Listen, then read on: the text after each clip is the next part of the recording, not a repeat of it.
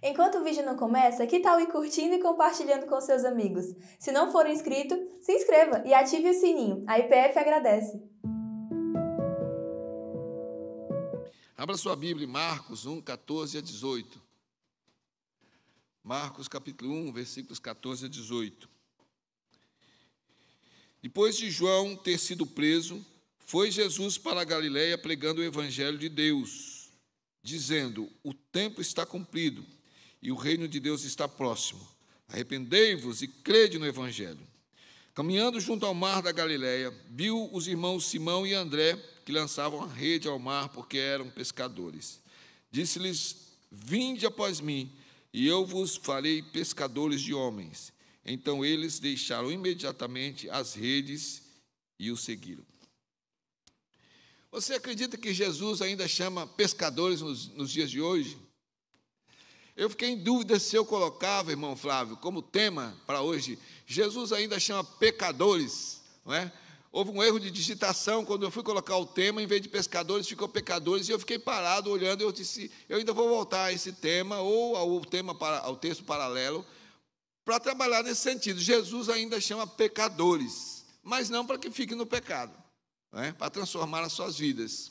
Então, estamos alegres nessa caminhada no Evangelho de Marcos. O pastor João Paulo propôs essa caminhada às sextas-feiras, nós estamos fazendo, com alegria no coração de ver Edith aqui. Agora, Edith, membro da nossa igreja, mas não é só membro da igreja, agora é uma missionária capacitada pelo Instituto Bíblico do Norte, formada no curso de plantação de igrejas. A oração dos irmãos pela Edith, porque agora começam as sondagens a respeito de campo, e eu sou o seu tutor, estou com cuidado, não é? Quero proteger, colocar uma cúpula em volta, mas orar para que a irmã realmente vá numa direção dirigida por Deus e faça a obra que Deus tem dado a ela. Estamos orando também hoje pela vida da Franceli. Eu não sei mexer com o celular enquanto estou falando aqui, então, se a Franceli puder mandar mensagem por alguém, porque hoje ela ia defender o TCC. Chegou aqui, Franceli está ali. Depois, Franceli, só me dá um toquinho aqui no momento de oração. Como é que foi o TCC? Nós estávamos orando. Tirou? Depois você me fala que eu entendi que você tirou 24, aí não é possível. Depois, no momento de intercessão, a gente ora. Peço oração pela vida da Elaine. Hoje veio lá um resultado de exame, ela está cultuando conosco. Eu não decorei, irmãos, o nome da coisa que ela está no joelho. Pelo que ela entendeu, é um bico de papagaio no joelho. Nunca ouvi falar disso, né? Mas então, ore ela está com muitas dores, saindo daqui, eu agora vou aviar a receita que foi passada, né? Mas ore pela vida da Elaine, pelos demais irmãos que estão adoentados, ore também por aqueles que estão enlutados, aqueles que estão passando pelo processo de transformação, né? Estão se achegando à igreja. Então, olha, este culto é para nós orarmos. Mas temos essa oportunidade de meditarmos na palavra de Deus, estamos fazendo através do Evangelho de Marcos. Para quem chegou depois, nós estamos em Marcos, no capítulo 1, versículos 14 a 18. E então, essa nossa jornada tem nos mostrado o evangelista Marcos, que foi discípulo de Pedro, a gente se lembra disso, né? Recebeu o ensino, os relatos, e ele já desemboca no ministério de Jesus, mostrando Jesus como um servo. Ele não veio para ser servido, mas para servir. E aí, então, ele se envolve com os pecadores, né? Os pescadores, os pecadores, e é o Deus presente. Então, um objetivo que nós temos aqui é olharmos para esse Deus presente e vivo na nossa vida. Eu tenho batido nessa tecla agora. Se você tiver alguma dúvida, venha conversar depois. Irmãos, a igreja precisa se relacionar com Deus como o Deus pessoal, o Deus vivo.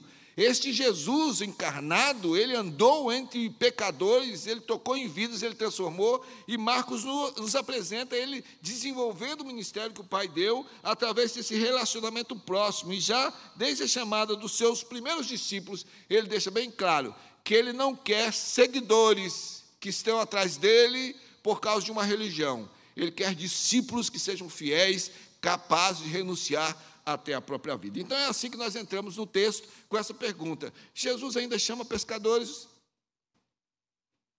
Assim como ele agiu antes, ele continua a agir. Veja comigo aí, Marcos capítulo 1, veja agora os versículos 14 e 15. Porque Jesus recebe a notícia de que João Batista havia sido preso. O versículo começa assim: depois de João ter sido preso, então chega o comunicado a ele. Nós vamos nos lembrar, foi iniciamos em Marcos olhando para João Batista, primo de Jesus, Não conheceu Jesus até aquele momento em que o encontrou às beiras do Rio Jordão, mas desenvolveu um relacionamento de proximidade, porque ele é o Cordeiro de Deus que tira o pecado do mundo. Ele mandou discípulos dele seguirem a Jesus. E João Batista foi preso, ele foi preso por Herodes, foi torturado, e ele foi executado, ele foi morto, e aquilo tocou profundamente o coração de Jesus. Jesus aqui nesse momento recebe a notícia de que ele tinha sido preso. Vamos nos lembrar, estamos fazendo sempre o contraste aí com os outros evangelhos, e o que nós temos aqui, o cenário, o que Marcos está dizendo aqui, é aquele momento da prisão, mas há um desdobramento. Jesus está andando, fazendo milagres, João Batista fica em dúvida, em um momento de fraqueza, será mesmo? No ventre ele foi tocado pelo Espírito Santo, pulou no útero de Isabel, quando Maria chegou perto dele. Um dos textos que mais me toca, a vida que tem o Espírito Santo reconhece Jesus, mas agora, pela sua fraqueza humana, ele está preso. Jesus não dá nenhuma ordem para os anjos arrebentarem a prisão, Jesus não vai livrá-lo, e a gente entende isso porque Jesus sabia que era o plano que estava sendo executado, por mais que doesse seu coração.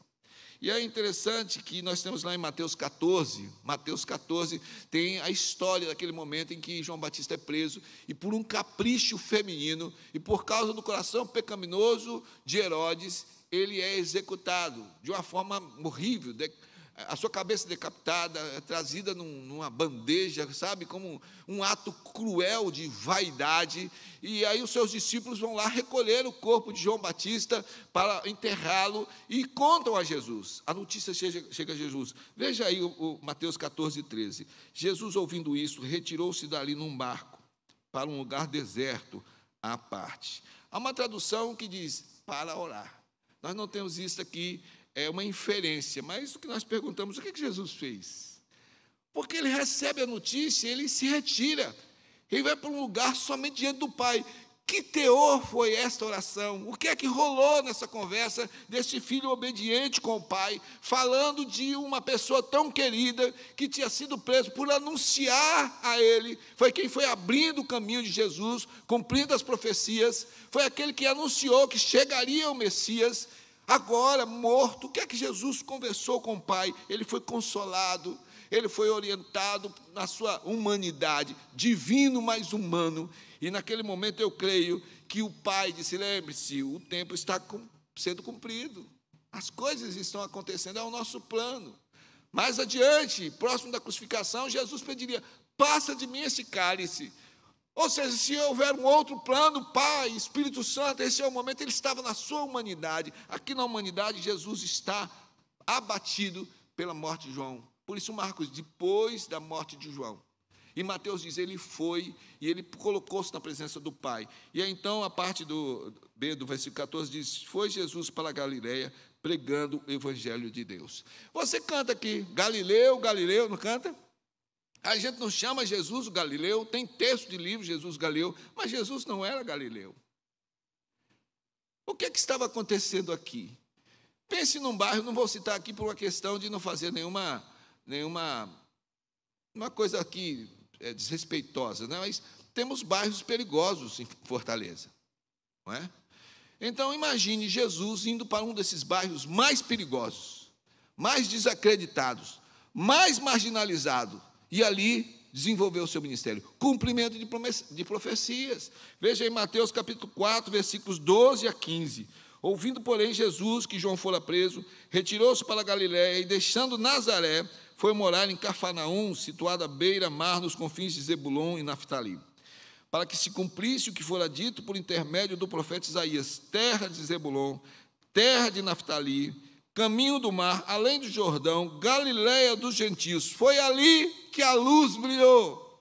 O ministério de Jesus é desenvolvido ali. Na sua própria terra havia corações incrédulos entre os seus parentes, alguns duvidavam da sua messianidade, mas ali em Galiléia, de pecadores, de marginalizados, de pessoas proscritas, ali ele vai em frente, cumprindo aquilo que era a missão dada ao Pai por ele, e para que se cumprisse a profecia. Por isso que a gente canta hoje que Jesus era Galileu. E Mateus continua dizendo aí no capítulo 4, versículos 23 a 25. Percorria Jesus toda a Galiléia, ensinando nas sinagogas, pregando o evangelho do reino e curando toda sorte de doenças e enfermidades entre o povo. E a sua fama correu por toda a Síria. Trouxeram-lhe então todos os doentes, acometidos de várias enfermidades e tormentos, endemoniados, lunáticos e paralíticos, e ele os curou. E da Galiléia, Decápolis, Jerusalém, Judéia e da além do Jordão, numerosas multidões o seguiam. Jesus o Galileu. Cumpre-se a profecia. E ele vai caminhando para fazer aquilo que ele veio para fazer, anunciar o evangelho em todos os lugares. Eu esqueci de falar para o grupo de louvor. A gente podia ter colocado aquele cântico hoje, por todas as aldeias e cidades, que a gente canta de vez em quando aqui, né? Caberia bem, outra vez a gente canta. Mas o que Jesus fez foi cumprir a missão dada pelo Pai. Veja Lucas capítulo 8, versículo 1. Ele veio para caminhar fazendo a vontade do Pai. E eu gosto aí de Lucas, e já dei essa dica, né? Lucas usa muitos verbos, caminhando, indo, se dirigindo. Há um movimento de Jesus. Jesus entra na história da humanidade, vai, caminha. Aí Lucas escreve Atos, e lá em Atos Jesus continua caminhando para o céu, de onde ele vai voltar. E veja o registro em Lucas 8:1. Aconteceu, depois disso, que andava Jesus de cidade em cidade, de aldeia em aldeia, pregando e anunciando o evangelho do reino de Deus. E os 12 iam com ele. Aqui nós já estamos no contexto da formação do discipulado de Jesus. Marcos está mostrando esse início. Veja o versículo 15. Porque Jesus diz, então, que o tempo está cumprido, que o reino de Deus está próximo, e diz, arrependei-vos e crede no evangelho. Esse tempo que Jesus ainda está caminhando, na visão de Marcos, ele ainda está caminhando, ele está ensinando as multidões que está seguindo, mas ele está sendo usado por Deus para fazer esse anúncio, mas vai chamar algumas pessoas, como de fato ocorre nesse texto. O tempo esperado, em todo o Velho Testamento, Deus silenciou entre Malaquias e Mateus, mais ou menos 400 a 450 anos, e as pessoas estavam agoniadas porque alguns conheciam através da tradição oral, como Simeão e Ana, que no templo, quando seguram Jesus no colo, estavam esperando por ele. Muitos suspiravam, não ouviam mais. Os antepassados não ouviam falar de Deus diretamente, havia somente notícias daquilo que vinha do passado. Os romanos haviam dominado o mundo, os gregos haviam fornecido conhecimento. Então o mundo estava sendo levado a cumprir tudo aquilo que estava no plano do Pai, para que Jesus então pregasse o reino, e mais tarde os seus discípulos pudessem estender este evangelho, porque reinos, governos, autoridades, sistemas são usados por Deus, ou para a bênção ou para juízo, mas Deus sempre é soberano sobre todas as vidas. E aí encerrou-se também o tempo de João Batista, do ministério. Jesus disse que ele foi o último dos profetas. João Batista estava morto, e aí Jesus disse, está cumprido o tempo, e agora é necessário que comece algo novo com ele. Ele está anunciando. A velha aliança estava sendo substituída agora pela nova aliança no sangue de Jesus. Este anúncio era para que todos aqueles recebessem pela crença o evangelho que seria anunciado pelos seus discípulos. Por isso ele diz, arrependam-se, é chegado o reino de Deus, está sendo implantado, começou com ele, continuou com seus discípulos, e a história da igreja está indo adiante até que o Senhor Jesus volte. Agora veja o versículo 16, aqui entra o chamado, porque diz que Jesus estava caminhando junto ao mar da Galileia, quando viu os irmãos Simão e André, que lançavam a rede ao mar, porque eram pescadores. Para que o evangelho de Jesus fosse espalhado, era necessário vidas. Há uma interpretação de um texto que diz que os anjos gostariam de fazer o que Deus deu para os homens fazerem. Para que ele continuasse a sua obra, então ele começa a chamar vidas para seguir. E Marcos registra o chamado de dois irmãos pescadores, Simão, que mais tarde seria chamado Pedro, e André. Eles estavam trabalhando como sempre fizeram. Qual era o trabalho dele? Pescadores, estavam pescando. E a literatura que conta a história dos apóstolos e os estudiosos dizem que Pedro tinha nessa época mais ou menos 30 anos. André era mais velho, tinha 33. Pedro é citado aí Primeiro, porque talvez fosse o chefe daquela companhia de pesca, porque eles tinham uma companhia de pesca. André, mais tarde, seria um dos apóstolos mais velhos, porque nessa época ele tinha 33 anos. E eles tinham uma sociedade. Veja aí, Lucas capítulo 5, versículo 10. Essa companhia de pescaria era formada por Pedro, André, Tiago e João. E Lucas registra aquela pesca maravilhosa sendo realizada com esta companhia. Porque diz lá, bem como de Tiago e João, filhos de Zebedeu, que eram seus sócios. Disse Jesus a Simão, não temas, doravante serás pescador de homens. Os 4 pescadores, Pedro, André, Tiago e João, eram sócios, trabalhavam, dependiam do seu trabalho, era o dia a dia, era a lida deles. Eles sabiam, porque recebeu, por exemplo, Pedro e André, recebeu do seu pai isto, Tiago e João também, mas foram vidas que foram chamadas por Jesus. Jesus os chama e eles começam a seguir. Mas vejam bem o que é que aconteceu antes. No versículo 17, ele diz, vinde após mim e eu vos farei pescadores de homens. O chamado de Jesus naquele momento é algo extraordinário, gente. Aqueles homens tinham as suas vidas, tinham a sua profissão, tinham as suas famílias, as suas responsabilidades. Mas uma coisa que nós vamos entender quando juntamos os 4 evangelhos, algo extraordinário, que o pessoal está estudando aí, alguns estão estudando, alguns estão revendo, que é a graça irresistível, ou a vocação eficaz. Quando o Espírito Santo toca, a resposta vem. Nós temos aqui homens brutos, pescadores, algumas coisas que conheciam do Velho Testamento como bons judeus, mas o que nós temos nesse momento é que a resposta desses homens foi entender que eles, assim como pescavam peixe, e pescavam de um jeito e tiravam o seu lucro disso e viviam disso, haviam experimentado a pesca maravilhosa sobre a voz de Jesus, peixes e mais peixes, os barcos tiveram dificuldade de puxar, eles entenderam quando Jesus disse, vocês são pescadores de peixes, venham atrás de mim, e eu vou transformar vocês em pescadores de homens. Eles entenderam que algo extraordinário estava para acontecer em suas vidas, que as suas vidas seriam transformadas, que o propósito para as suas vidas não era para sempre pescar e até morrer pescadores com uma história muito limitada, era algo extraordinário. E o fato que nós temos aqui é que não é uma coisa irresponsável que eles fazem, porque veja aí o versículo 18, que diz que então eles deixaram imediatamente as redes e os seguiram. Ao receberem o chamado de Jesus, imediatamente, veja aí que o texto diz, deixaram imediatamente. Na caminhada de Jesus, você vai ver alguns dizendo, olha, deixa eu enterrar meu pai, ou deixa eu resolver meus negócios, olha, eu tenho uma coisa para fazer.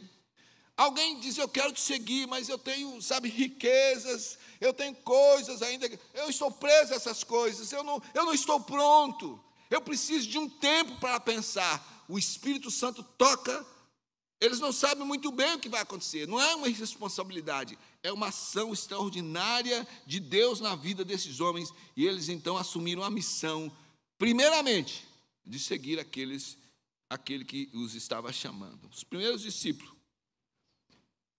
desde os primeiros discípulos chamados, a mensagem de Jesus era bem clara, deviam abrir mão de tudo o que considerava centro de suas vidas. Não era errado pescaria, não era errado trabalhar para o seu sustento, mas na vida deles isso era o centro.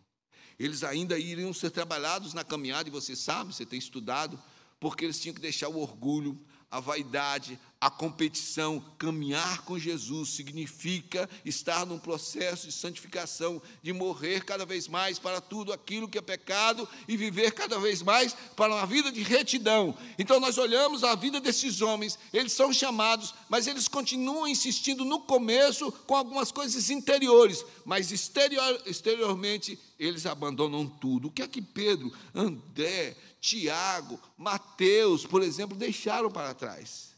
Os pescadores deixaram as suas redes, precisavam delas, era um instrumento nas mãos deles. Deixaram, como aquela mulher, deixou o balde na beira do poço e correu para anunciar Jesus. Eles se levantam imediatamente, deixam para trás aquilo que ocupava o centro de seus corações. O que é que Mateus deixou para trás? Mateus deixou a coletoria. o seu trabalho polêmico de coletor de impostos, e Jesus passou e diz: vem, segue-me. E ele se levanta e deixa essa coletoria e vai segui-lo. Não é um ato de responsabilidade, irmãos, mas é a ação de Deus na vida de homens e mulheres pecadores. Podemos aplicar de uma forma bem prática nas nossas vidas, olhando para esse tema. Jesus chama pescadores ainda hoje. Chama. Em primeiro lugar, ele chama porque todo o trabalho começou nele. Começa em Deus. Não é uma criação de religião. Tem muita religião no mundo. E tem muito crente aqui que está preso à religião, à denominação. É a Deus. A fonte é Deus. A visão é dele. Está no coração dele. Você não pode, eu não posso ficar apresentando desculpas no sentido do trabalho e dizer que nós não gostamos, que nós precisamos de tal coisa. Então, aquilo que não está certo precisa ser aperfeiçoado, abandonado, trocado, mas nós precisamos entender que é em função dele, de Deus. Mateus 28, 18, faz parte das nossas pregações com relação ao nosso planejamento. Jesus diz: toda autoridade me foi dada no céu e na terra, tudo procede dele. Você não sabe falar, você é tímido, você não sabe como fazer, tudo começou nele, vem dele o poder e a autoridade. O Espírito Santo vai colocar na sua boca o que você deve falar, mas você precisa conhecer, você precisa saber. Franceli foi fazer aí, defender o TCC. O que é que acontece na defesa do TCC? Muito estudo. Não tem como a pessoa sentar e dizer: Deus, faz um milagre na minha vida. Oh, Deus, eu não estudei, porque eu não tive tempo. Faz um milagre, Deus. Eu vou pegar aqui agora a caneta ou a digitação. Faz um milagre. Nós não oramos nessa igreja por milagre, por ninguém que vai fazer vestibular, não. É injusto que Deus faça um milagre. Ele pode fazer, não estou dizendo isso. Mas Ele quer trabalhar em vidas que se preparam fielmente, crendo no poder que vem dEle. É Ele quem ilumina.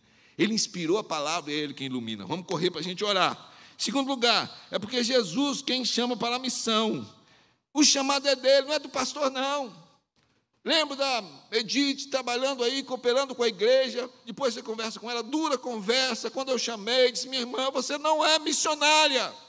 Pastor, que sofrimento. Eu tenho feito a vontade de Deus. Sim, minha irmã, mas Deus tem te chamado para uma coisa maior.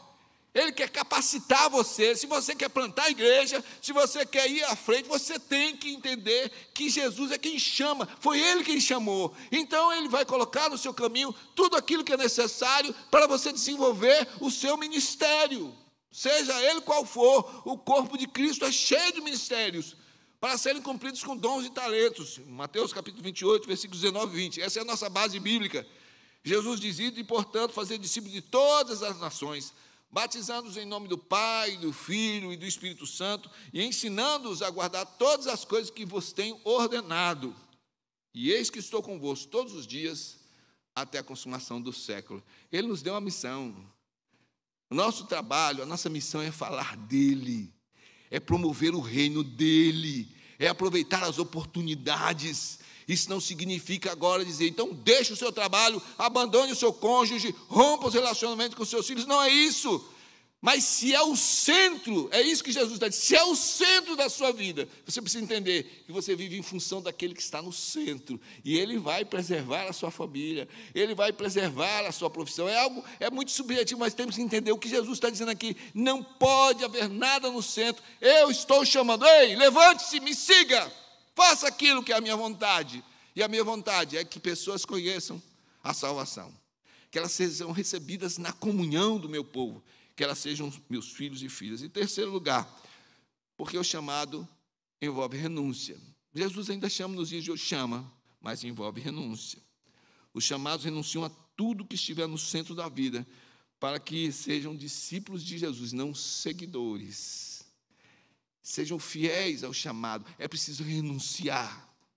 Gente, muitas vezes a gente pensa em renúncia em coisa material, sabe? Não é isso somente. É coisas dentro, mágoa, rancor, a gente fica cultivando aquilo dentro de nós, isso nos impede de caminhar. Jesus diz, renuncia a tudo e me segue. Mateus capítulo 10, versículo 37 a 39. Quem ama seu pai ou a sua mãe mais do que a mim, não é digno de mim. Quem ama seu filho ou sua filha mais do que a mim, não é digno de mim.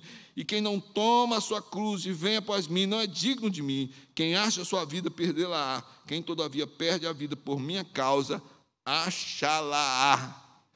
Já disse antes, o que Jesus está dizendo nesse abandono, não amar mais, é não colocar no centro. Pastor, eu sou casado com uma pessoa que não crê em Deus, então eu vou abandoná-lo, não é? Porque eu não posso viver com ele. Jesus não está dizendo isso. Jesus está dizendo que você não pode amá-lo mais do que a ele. Você ama o Senhor acima de todas as coisas, e como o seu testemunho, você está num casamento e deve proceder de uma forma muito fiel, para que através do seu testemunho, quem sabe o seu cônjuge seja ganho, e assim por diante, nos relacionamentos familiares e relacionamentos de amizade. Nós não fomos chamados para sairmos do mundo, para estarmos no mundo, negando a nós mesmos. O grande desafio aqui é negar a nós mesmos, tomarmos a nossa cruz e seguirmos em busca de Jesus. Irmãos, eu quero concluir aqui. Eu fiz um cálculo de um tempo, então vou conversar com o grupo do louvor, porque nós queremos expor Marcos nos cultos de oração, mas o culto é de oração. Não é? Queremos tempo para orar e vamos ter agora. Mas eu quero terminar com uma pergunta. Porque Jesus ainda chama nos dias de hoje. Ele chama para transformar, para que deixemos tudo aquilo que esteja no centro da nossa vida e desenvolvamos a missão que Ele tem nos dado. Mas deixa eu fazer uma pergunta para você. Pode ser chamado de pescador quem não pesca?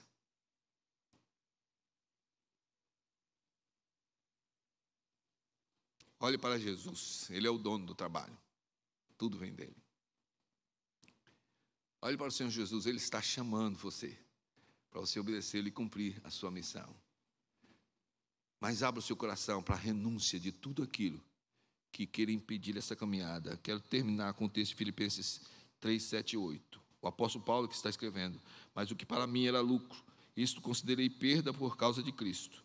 Sim, deveras considero tudo como perda, por causa da sublimidade do conhecimento de Cristo Jesus, meu Senhor, por amor do qual perdi todas as coisas e as considero como refúgio para ganhar a Cristo. Um homem tinha uma bagagem de conhecimento muito grande, tanto no judaísmo como depois seguindo a Jesus.